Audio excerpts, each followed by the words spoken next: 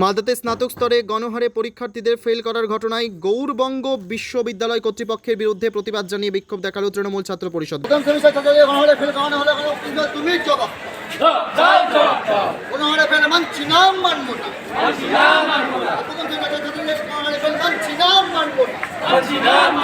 বৃহস্পতিবার দুপুরে পুরাতন মালদা ব্লকের গৌর কলেজে সংশ্লিষ্ট এলাকার তৃণমূল ছাত্র পরিষদের নেতাকর্মীরা বিভিন্ন দাবিতে বিক্ষোভ দেখান। এরপর গৌর কলেজের অধ্যক্ষের কাছে গিয়ে তৃণমূল ছাত্র পরিষদের পক্ষ থেকে বিভিন্ন দাবির বিষয়ে একটি ডেপুটেশন দেওয়া হয়। আমাদের কলেজে গৌর কলেজ তৃণমূল ছাত্র পরিষদের পক্ষ থেকে 2023 সালে যারা ফার্স্ট সেমিস্টারে ভর্তি হয়েছিল তাদের যে ফার্স্ট সেমিস্টারের পরীক্ষা হয় সেখানে আমাদের মাত্র 3% পাস করে 100%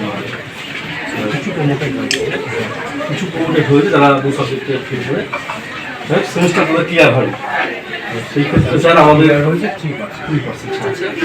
সেই ক্ষেত্রে স্যার আমরা চাই ছাত্রছাত্রী হয়ে আমরা একটা ডেপুটেশন দিতে এসেছি আপনাদের কাছে যে আমাদের স্টুডেন্ট হয়ে অনেক কিছু প্রবলেম হয়েছে, সেগুলো আমরা এখানে তুলে ধরেছি। আমরা আশা করবো আপনি সমস্যার সমাধান করে আমরা কিন্তু স্যার এখানে 2টো সাবজেক্টে রিহার্সাল করতে পারতো প্রতিটা স্টুডেন্ট। আমরা চেয়েছি সম্পূর্ণ সাবজেক্টে যেন করতে পারে আমাদের। হ্যাঁ, অবশ্যই। পুরাতন মালদা শহর তৃণমূল ছাত্র পরিষদের সভাপতি বৈদ্য ঘোষ কি বললেন শুনব। আজকে আমরা গৌর কলেজ তৃণমূল ছাত্র পরিষদ ইউনিটের পক্ষ থেকে 9 দফা দাবি নিয়ে আমাদের কলেজের প্রিন্সিপালের কাছে একটা ডেপুটেশন জমা দিলাম। গত পরশু আমাদের গৌরবঙ্গ বিশ্ববিদ্যালয়ের প্রথম সেমিস্টারের রেজাল্ট বেরিয়েছে, যেখানে শুধুমাত্র 3% স্টুডেন্ট পাস করেছে। এই গণহারে যে স্টুডেন্টদেরকে ফেল করানো হয়েছে তার প্রতিবাদে আজকে আমাদের এই বিক্ষোভ এবং ডেপুটেশন। সেই ডেপুটেশনে আমরা বহু ছাত্রছাত্রী নিয়ে প্রিন্সিপালের কাছে গিয়ে ডেপুটেশনটা দিই।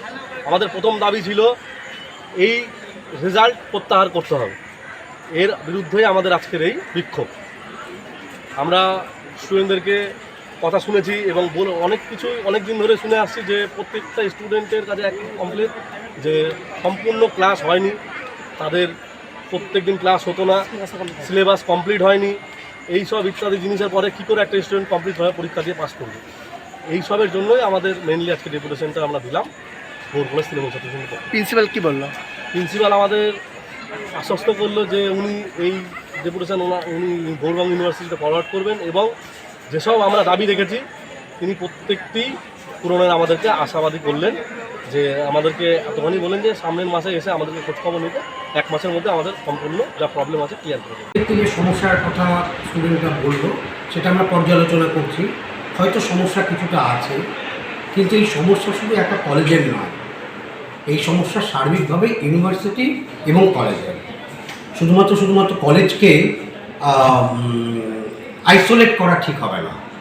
এর সঙ্গে বিশ্ববিদ্যালয় তার দায়িত্ব রয়েছে এবং অবশ্যই আমাদের কলেজের দায়িত্ব রয়েছে নিয়মিত পঠন পাঠন। যদিও আমার ধারণা, আমার বিশ্বাস যে আমাদের কলেজে নিয়মিত পঠন পাঠন হয় এবং তার জন্য আমাদের রেজাল্টও প্রতি বছর ভালো হয়।